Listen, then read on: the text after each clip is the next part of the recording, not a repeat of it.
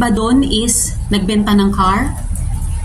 Yung iba doon is yung savings nila para sa anak nila, sa pang-college ng anak nila, ginamit nila doon. Kasi 2 months kang nagtatrabaho doon, 2 months ka nagtatas, nagsasahod ka. Maniwala ka talaga, as in too good to be true.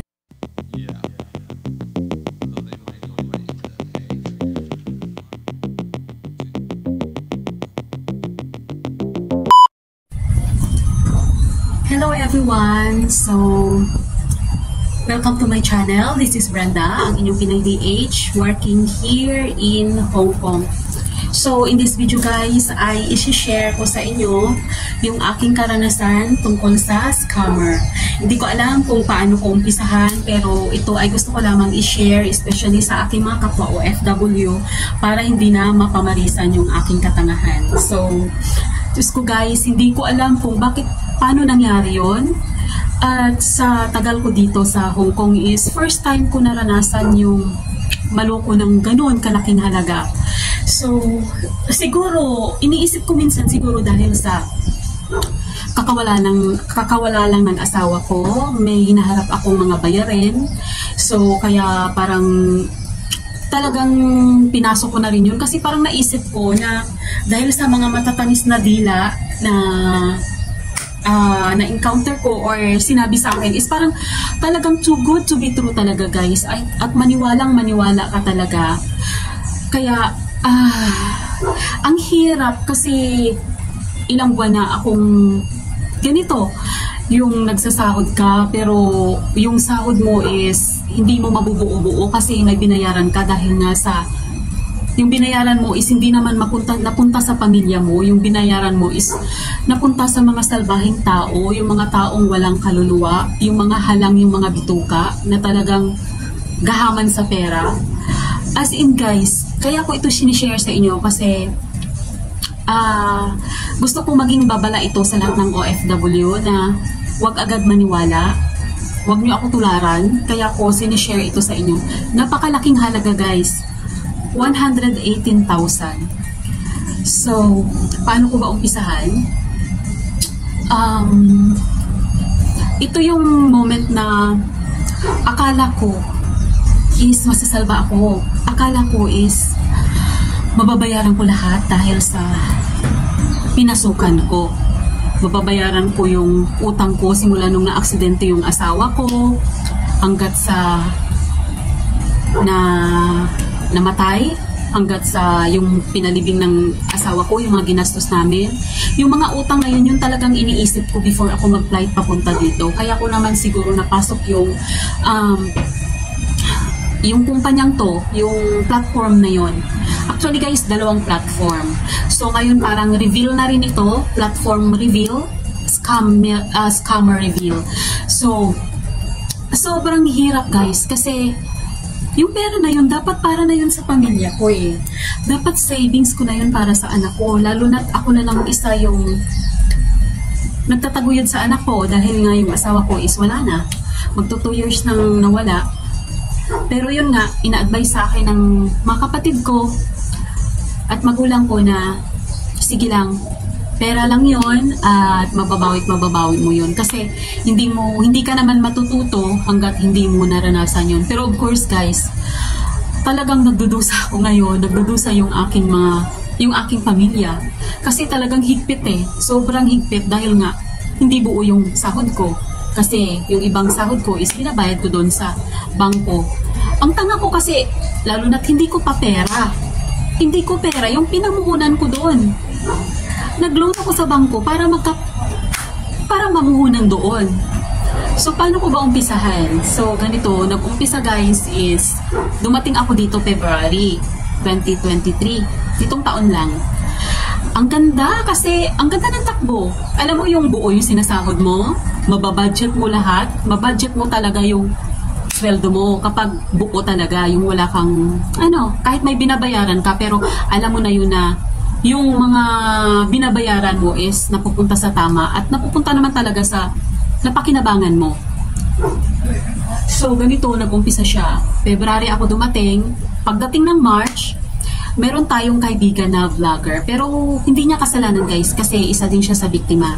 Isa din siya sa naniwala, isa din siya talaga sa natangayan talaga ng malaking halaga. So, ganito ang nangyari. Pagdating ng March, so, yun nga, nag-chat kami.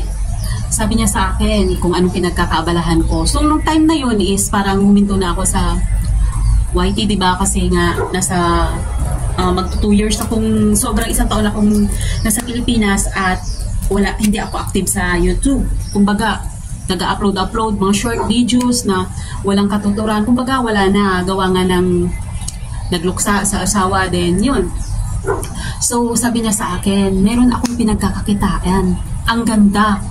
As in $10 every day. So, too good to be true, guys. Nakaka-withdraw talaga ng $10 every day. So, yun. Unang-una is, kapag nag-login ka doon, may makukuha ka kaagad na $10. Alam mo guys kung paano gagawin is, meron silang, yung platform na yun is merong ipapasang video from YouTube. 8 videos a day. Bali, panunuuran mo lang yun ng mga ilang seconds.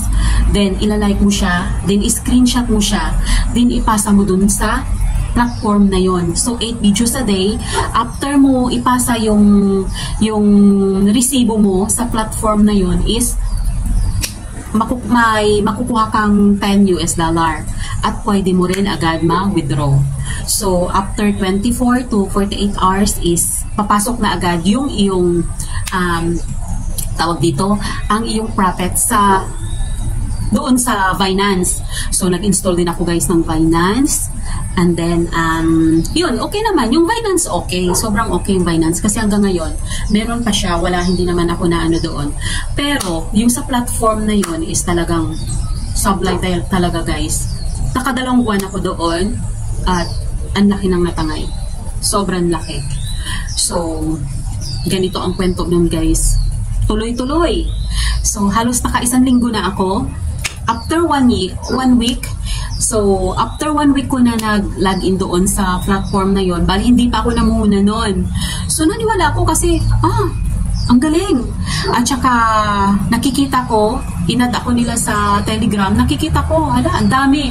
Nagpapasa ng mga resibo everyday. So, talagang, maano ka talaga na, ang ganda naman, ang galing naman. So, after 1 week, nag-decide ako guys na mamuhunan na. At ang puhunan doon is $400. Sa $400 na yon is ganun nga, magbabayad ka ng $400. Sa $400 na yon is magkakaroon ka ng $10 a day. So sa $10 a day guys, meron kang $300 a month. Then bilangin mo sa $300 a month mo is magkano isang taon yun.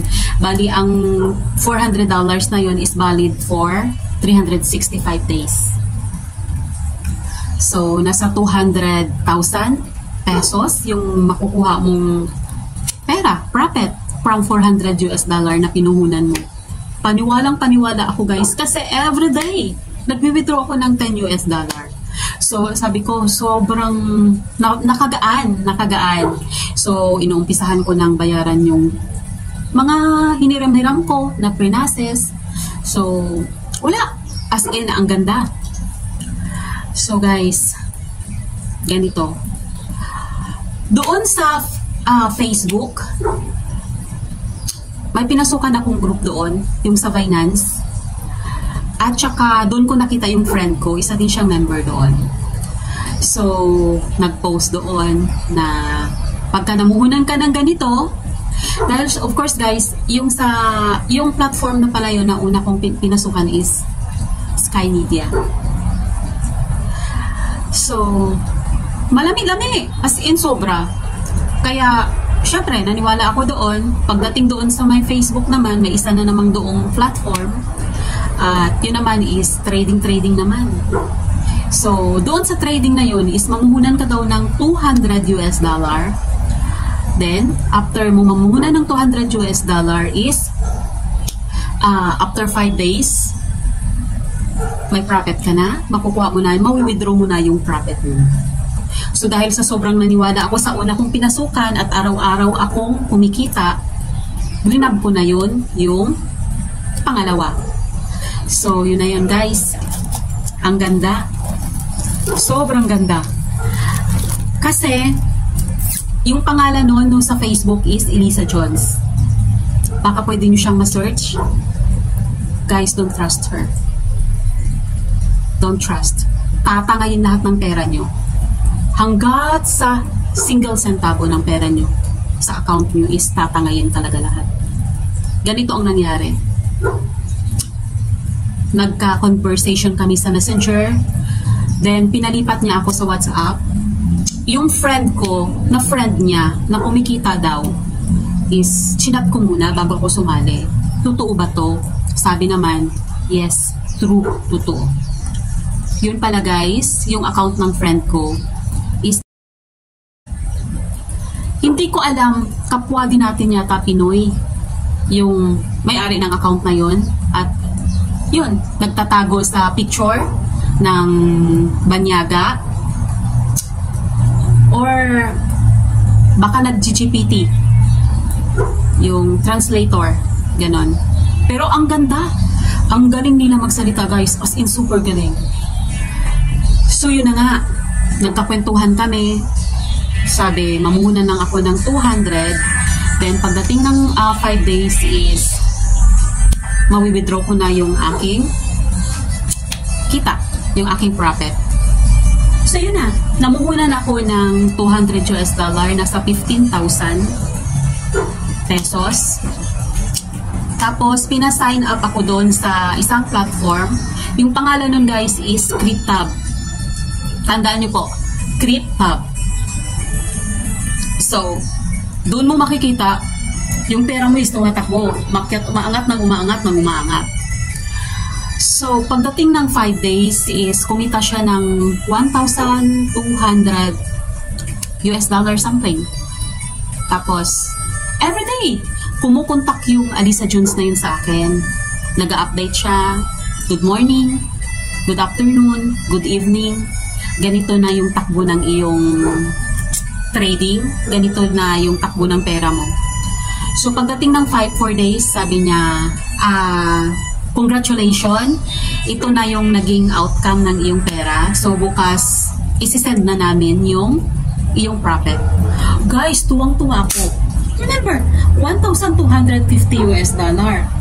Ang katangahan ko talaga, ewan ko ba, or parang, alam mo yung parang na-hypnotize ka na hindi mo maintindihan, no? Paniwala ka guys.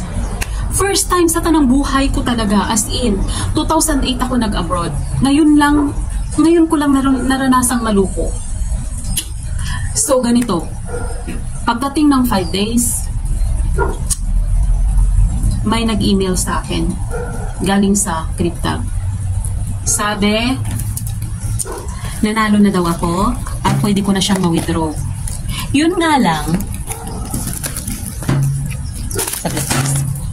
mawi-withdraw ko lang daw siya guys kung magbabayad ako ng 10% na insurance fee ng pera ko.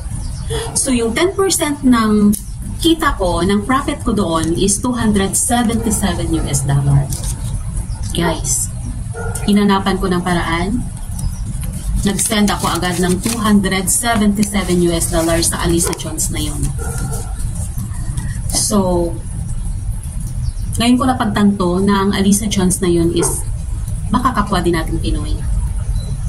Kasi, ang pinapadala ng pera is GCash eh. True GCash. So, ngayon, nag-send ako ng $277. Ang sabi niya sa akin, maghintay ako ng 48 hours. 24 to 48 hours, hintayin ko yung aking profit. Sinend ko rin sa kanya yung aking GCash account. Sabi niya, doon ko na makukuha sa aking GCash account, direct na. So guys, kinabukasan, after 24 hours, na good morning pa siya talaga sa akin. Kumusta na? Dumating na ba yung iyong profit? So, paniwala ka kasi nag-update time to time, kinakamusta ka, ang daming mga, ang ganda ng ano niya sa akin. ilang minutes lang may na-receive na naman ako na sulat na email. Ang sabi na naman, kailangan ko na namang mag-send ng commission fee. $554. Tapos, sinend sa akin yung profit ko na. Nasa $2,000 na. Sabi ko, bakit umangat? Bakit kahapon is 1-2 lang? Bakit naging ano? Sabi niya, sinubukan daw niyang i-trade ulit at kumita ulit. So, kailangan ko daw mag-send sa kanya ng commission fee na $554. Guys, tsakto. Sweldo ko nun. Dahil ako, paniwalang-paniwala ako, magkano US dollar sa atin, di ba? Ang laki na nun. Kaya pala laki kong tanga. As in talaga. Ay, ganito guys. Agad-agad. Alam nyo yung parang inuutusan ka na, sige na, mag-send ka na. I-send mo na sa kanya kasi darating na yung pera. Yung alam mo yung parang inuorasyonan ka na hindi mo alam na kahit na imposible na makababa ka guys, is naging possible. Naghanap ako ng paraan na alam ng amo ko na nasa sitwasyon ako na kakamatay lang ng asawa ko, may sakit yung tatay ko. So, nag-ask ako ng favor kay Lola. La, pwede ba after naming mag-dinner? La, pwede ba akong bumaba? Pupunta lang ako ng 7-Eleven. Magsisend lang ako ng pera sa tatay ko. Pero guys, hindi ko sa tatay ko sinend yung pera. Sinend ko sa kanya as a commission fee. $554. So, magkano yung $554 guys? Is 31,422 pesos. So, nasend ko. Sinend ko sa kanya. Yun na. So, una kong sinend, napuhunan ko is, yun nga, 200. And then, nag-send ako ng $277 para sa insurance fee. And then, nag-send na naman ako ng $554 para sa commission fee. Kinabukas, sabi niya na sa akin, sige, antayin mo at darating na yon nasa GCash account mo. Kinabukasan, yun na naman ang siste. Na good morning na naman, nangamusta kung dumating na daw ba yung pera ko. So, sabi ko sa kanya, wala pa nga eh. Kasi, di ba, nag-send naman ako ng commission fee na, pero wala pa rin, hindi pa rin dumarating. Kailan ba talaga darating? Sabi ko ganon. So, alam mo, yung parang, parang galit na ako nung time na yon. As in, parang, talagang nararamdaman niya na galit talaga ako. So sabi niya sa akin, relax kasi, pera mo yon, panalo mo yon. Magkano lang ba yung $554 yung $277 at saka yung $500 na ililes doon sa kita mo. Parang ganon. So ayun, naniwala na naman ako. So naghintay ako. Wala talaga guys. Ngayon, kinabukasan, may nag-send sa akin ng email na naman. Galing na naman sa company yun, sa pisting company yun, sa CrypTab na yun. Kailangan kong mag-send ng $1,522 dahil yung pera ko daw is hindi daw nila pwede ma-send dahil lumaki daw. Naging $13,000 daw dahil nga nire-trade ulit at kumita ulit ng ganung halaga. So, kailangan ko daw mag-send ng $1,500 kasi hindi, para daw sa taxes na para ma-receive ko. Guys, parang sinapak ako ng asawa ko ng, hindi ko alam, parang may sumapak sa akin or baka yun nga, asawa ko siguro yung sumapak sa akin na, hoy, tanga ka, hindi yan totoo, scammer yan. So guys, Diyos ko, sabi ko sa kanya, sabi ko nung minessage ko siya, hoy, sabi ko, bakit kailangan ko magbayad ng ganitong halaga? Eh, nagbayad na ako ng ganun-ganun at saka hindi ko naman sinabi sa'yo na i-retrade ko. Bakit ni-retrade mo? Ganun ako. Alam mo guys, yun, Diyos ko, ang laki ko talagang bobo. Ewan ko ba, ay nako, hindi ko alam sa sarili ko talaga, as in, first time ko naranasan yung ganun talaga, yung ganito talaga guys sa tanang buhay ko. tagal ko dito sa abroad, pero ngayon lang ako talaga naloko ng ganon. So, yun nga. Sabi niya, hanapan mo ng paraan, maliit lang yun na halaga para sa panalo mo. Guys, doon ko na talaga napagtanto. Wala to. As in talaga. Legit, scammer to. Ang ginawa ko guys, blinak ko siya sa lahat ng platform. Kasi natatakot ako baka mamaya takutin ako or iba-blackmail pa ako. So blinak ko na yon, yung taong yon. Blinak ko na. Sabi ko sa isip ko, pero grabe, sobrang iyak ko. As in parang, alam mo yung, kasi sobrang laki na ng halaga na natangay sa akin. Imagine mo yung $200 tapos $277, tapos meron pang $554. So ang laki nun. Pag tinutal mo sa pera natin, malaki na yun. Especially sa atin na mahirap. Yung ganito lang yung trabaho natin. Siguro sa iba, maliit yun. Sa mga kumikita ng talagang limpak-limpak talaga na yung trabaho nila is talagang stable. Yung mga talagang professional talaga na nagamit nila yung profession nila. Pero yun, kagaya ko na DH lang guys, sobrang laki na yun. So yun nga, may nag-chat pa sa akin, ay may nag-email pa sa akin, iba ng account, na mukha daw nagka-problema. Pinoy siya. Mukha daw nagka-problema yung trade ko at kung kailangan ko daw yung help para daw ma-recover yun dahil daw sayang naman yung napanalunan ko. Na-reply ko, utot mo, sa'yo na yun. As in talaga guys. So, yung halaga na yun is parang, di ba, acceptance is a key. Inaccept ko. Kahit na sobrang sakit. Inaccept ko guys kasi meron pa akong Sky Media. Kumikita ako araw-araw. So sabi ko, yung natangay sa akin ng cryptab ni Miss Alisa Jones na yon, babawiin ko sa Sky Media. So ganitong nangyari guys. Namuhunan ako dun sa Sky Media, di ba, ng $400. Tuloy-tuloy yung pasok ng pera. Tapos, yung aking kinikita doon is iniipon ko. Sabi ko, ipunin ko para mabawi ko yung nawala sa akin. Para mabawi ko yung $400 na tinuhunan ko. So far, after 1 month, nabawi ko guys. Mga 2 months. Tuloy-tuloy ako. After 2 months, nag-decide ako i-upgrade. Kasi guys, pag nag-upgrade ka is yung sisweldohin doon is $36. So magkano yung $36 sa atin, di ba? Tatakbo na siya ng 4,000 pesos. So sabi ko talaga namang legit kasi nga everyday nagwi-withdraw ako everyday. Yung $10 na yun is andyan. So yun, sabi ko i-upgrade ko siya ng mas mataas pa doon para $36 a day. So sa $36 a day na yun guys is meron kaming task na 18 na videos.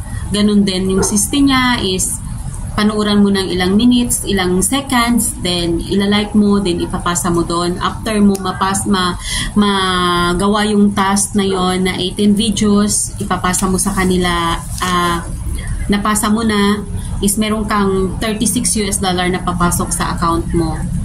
So sabi ko, talagang madali ko lang mabawi yung nawala sa akin, yung unang nawala sa akin. Nag-upgrade ako guys. Di ba meron akong $400? Dinagdagan ko siya ng $850. Yung $850 na yun guys, alam mo kung saan ko yun kinuha? Nag-loan ako sa bangko. Sabi ko mas maganda yung mangutang ka para sa puhunan, di ba? Kaysa sa luho. Dahil naniwala nga ako. So, ang ganda ng life. Kasi kahit nga na scam ako sa una, at least nababawi ko sa pangalawa. Pero guys, ito na naman ang nangyari. After ko mag-upgrade, may nakuha akong $80 as a price sa pag-upgrade ko. Pumasok naman, na-withdraw ko naman yon. 2 days akong nagtatask. 2 days yung task na yon. 2 days din ako nag-withdraw ng $36 guys. Pangatlong araw, biglang boom. Shut down yung system. Guys, alam nyo kung ilan kami yung biktima doon? 58,000 na members all over the world. Sky Media, pwede nyo siyang i-search. Sobra, guys. Lahat kami na nasa 8,000 members. Boom, boom, boom, boom, boom, boom, boom, boom. Lahat na. Lahat na. Paano habulin? Nagkaganyan-ganyan na. Kasi iba dun is, kung yung puhunan ko is ganun, yung iba dun mas malaki yung pinuhunan. Yung iba dun is nag-resign sa kanilang trabaho, nag-focus dun sa platform na yon. Yung iba dun is nagbenta ng car. Yung iba dun is yung savings nila para sa anak nila, sa pang-college ng anak nila, ginamit nila dun. Kasi 2 months kang nagtatrabaho doon, 2 months ka nagtatas, nagsasahod ka. Maniwala ka talaga as in too good to be true. Guys, sobra. Alam mo yung scammer is, nagpo-post pa siya doon na kailangan naming magbayad pa ng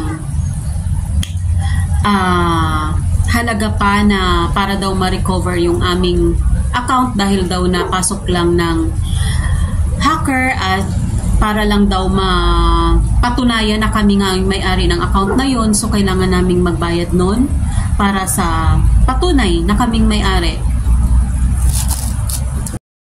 $7.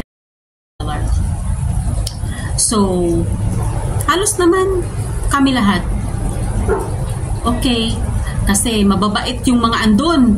Sobrang bait ng mga admin doon, sobrang bait ng mga manager doon. Ang ganda ng pagkakasabi, ang ganda ng pagkasalita. So, may iba naman na hindi, siguro naranasan na nila before pa yung ganung malupo, kaya parang yung sa part namin kasi ng mga first timer is maniwala ka na sige, para ma-recover, magbayad na lang ulit ng nakuha ko na from $80 na gift nga nila dahil nag-upgrade. Guys, hanggat sa na isang buwan, hindi bumalik yung platform na yun. So yun. Alam nyo guys kung magkano yung natangay sa akin? Umabot siya na una is yung $200. Pangalawa is $277. Pangatlo is $554. Then ang $400 at saka yung $850.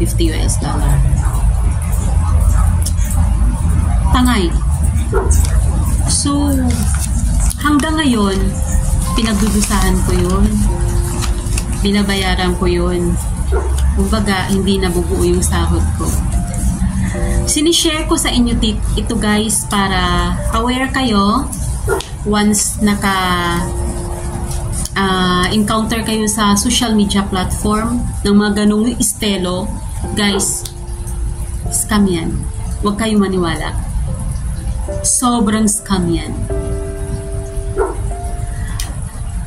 As in, yun nga, parang lessons learned na hindi ka naman matututo hanggat sa hindi mo naranasan. Charged to experience ko yun guys. At sinishare ko yun sa inyo. Yun nga, sinasabi ko para aware kayo kung meron kayong ma-encounter na ganong mga tao. Yung maganon, mabulaklak, especially sa social media. Beware. Huwag kayo maniwala.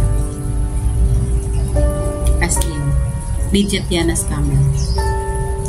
So, hanggang dito na lang guys at maraming salamat sa panunood. At ilalagay ko rin dyan yung i-overlay ko yung mga email para maniwala talaga kayo na hindi ako gumagawa-gawa lang ng kwento na talagang naranasan. So, wala. Nangyari na eh. So, wala tayong magagawa. Kaya, ngayon is, ginabayaran ko na lang yung pera na hindi ko naman napakinabangan. Hindi na, yun dapat is, para na yun sa pamilya ko, para na yun sa tatay ko na may sakit, pero wala eh. Pag sinasabi nga na trials, siguro pagsubok, katangahan ko na dahil sa katangahan na yun is sobrang natuto ako. Sa ngayon guys is kahit $10 or 10 pesos, pagka may nag-ano sa akin, napunan $10, 10 pesos, gano'n. Wala na, hindi talaga ako na bahala na dyan is makontento na lang ako kung ano. Kasi guys, walang easy money, sinasabi ko. At saka hindi madali kumita ng pera talaga. Kaya yun, wag kayo maniwala guys sa mga ganong platform. Wag kayo maniwala kasi talagang legit yan. So anyway, maraming salamat sa panonood at God bless us all. Bye-bye.